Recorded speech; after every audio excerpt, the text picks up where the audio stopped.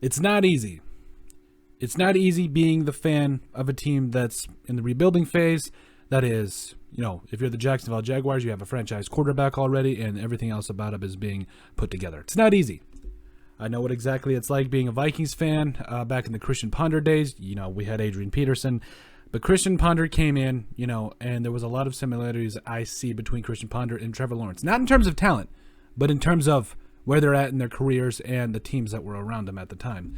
You got two good running backs now. Clearly, Adrian Peterson is a Hall of Famer, and James Robinson isn't. But, they both had good running games. Offensive lines were meh. I will say that I do believe, Trevor Lawrence had a better supporting cast than Christian Ponder did. But you see a lot of similarities in their general situations. Relatively new head coaches. Even though this is Urban Meyer's first year, and I believe Leslie Frazier was in year 2 or 3 at that point. But listen. There is a big thing we try to do in this channel when things don't look great. We're Vikings fans. We've been through the worst. We've been through the ringer. So we try to help out those teams or give hope to those teams that may not have a little bit of hope right now. And currently with the Jaguars, who are sitting right now 0-4, and it does look rough. But there's hope. There is hope in Jacksonville, and it all starts with Trevor Lawrence. That's right. As a man that started out the season a little rough, you really took a lot of good things away from the Bengals game. You really did, because I felt like when you look at his performance over the season, you played the Texans. You completed about 55% of his passes for over 330 yards, 3 touchdowns, and 3 picks. Came back the next week, rough week against the Broncos, completed 42% of his passes, 1 touchdown, 2 picks, and 118 yards. Cardinals are a tough game. When anybody's ever going to play them, completed nearly 65% of his passes there for 219 yards for a touchdown and no picks. But then he came back against the Bengals and balled. That's right. There was a lot of great things to take away from that game and a lot of great things to take away from his performance. And there's hope. You're going 17 of 24 for 204 yards, no touchdowns, but also no interceptions. And is it just me, or does Trevor Lawrence make 1 or 2 of those throws a game that you're like, okay, yeah, this guy is going to be something special? And for me specifically, the play that I'm alluding to is the Laviska Shenault pass. I believe it was that 52-yarder, that long ball that he just released and just put down on a dime.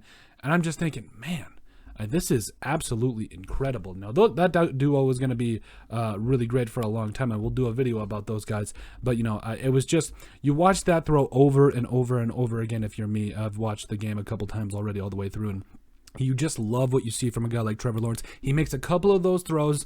He has enough athleticism to be able to get outside of the pocket, make some plays with his legs. But also, James Robinson out there running the ball, 18 carries, 78 yards, and 2 touchdowns. Laviska Shenault leading the way with 6 catches for 99 yards. Dan Arnold, the new coming over from the Panthers, 2 catches, 29 yards. Jamal Agnew, who, by the way, get him the ball as much as possible. Just get him the ball. 38 total yards on 2 times of touching the ball. Marvin Jones, 3 catches for 28 yards. Tavon Austin still playing, doing some good things. That catch for 8 yards. But overall, yes, some of these stats may not be egregious, but it comes back to the fact that the Bengals are a tough team now. Like, they've got the offense to be able to do something. The defense is coming together.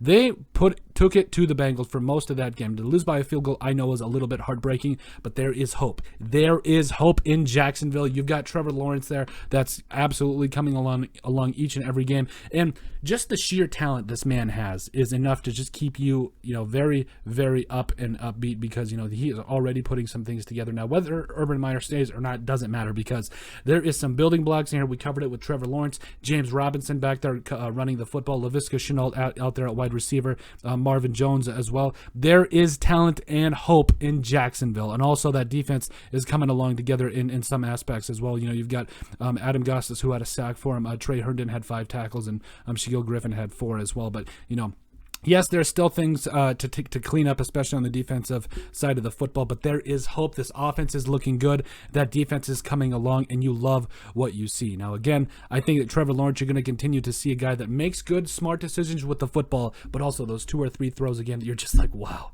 Like, there's not a lot of quarterbacks that can make those throws, and it's absolutely amazing. And I'm very encouraged by what I'm seeing so far in with the Jacksonville Jaguars. Now, I know it's 0-4. It's tough.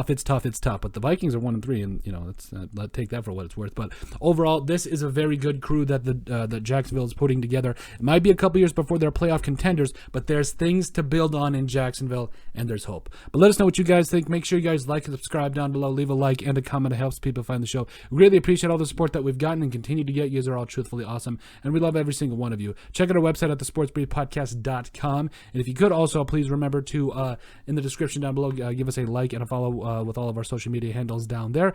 Give us a listen and follow on iTunes. We'd greatly appreciate it. And if you have anything you would like us to cover, make sure you send us an email at thesportsbp@yahoo.com, or just put it in the comment section down below, and we'd be glad to cover it. But let us know what you guys think about there being hope in Jacksonville.